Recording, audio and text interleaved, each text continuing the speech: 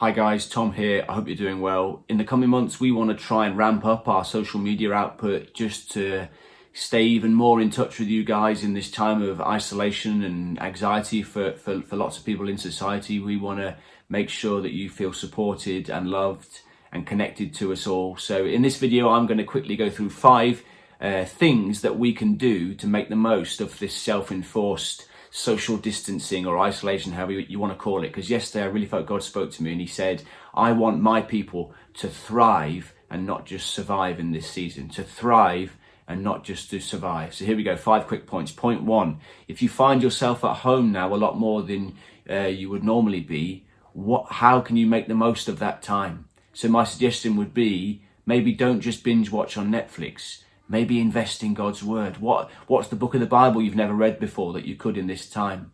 Maybe invest in your prayer life. More than ever, we need to be praying for God to break in, to heal our land, to stop this virus. Maybe you could now schedule in a daily prayer session. How can we best use our time? Is there a book you've never read that you really want to read? It's been sitting on the shelf.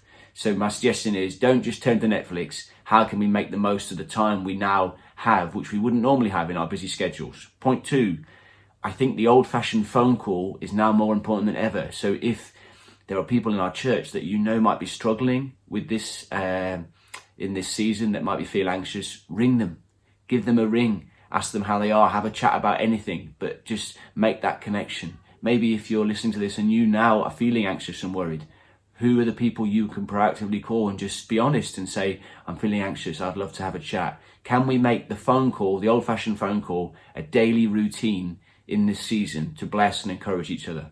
Point 3, I've worked from home for many, many years, being self-employed for the last 2 years, and in my old job, I was also worked from home for 6 years, and I know the importance of a daily routine. So if you are now spending more time at home, what are the things you can put in place that you do every day to help structure your day, to give your day feel like you're being productive? Maybe you get up half an hour earlier for a quiet time with God. Maybe you set aside time each day to have no screens, no phones, no TV, just to spend time with your family or reading the Bible. What is the routine that you can put in place now to make sure that you feel like you're productive? Even though we're distancing, maybe a walk is an important part, getting out, getting some fresh air, round the block, round the park.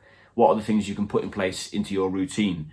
Point 4, a lot of our news feeds and our phones and our social media feeds are all full of images of empty shelves, scary statistics. It's all very overwhelming at the moment. So what are the things you can put in place so our social media feeds are full of the things of Christ?